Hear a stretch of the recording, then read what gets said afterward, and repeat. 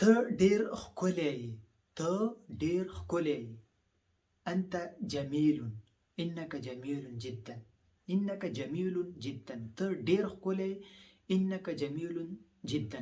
اما للبنت ستقول ته ډیره ښکلی یې، ته ډیره ښکلی یې، انک جمیلة.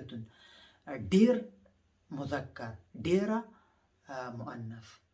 او هكذا ايضا ته ډیر خايسته یې، خايسته ايضا يعني جميل، خايسته مثل العربي جميل وحلو، حلو حلو، انت حلو، حلو يعني انت جميل. ته ډیر خايسته یې، انت جميل، ته ډیر ښکلی یې، انت جميل.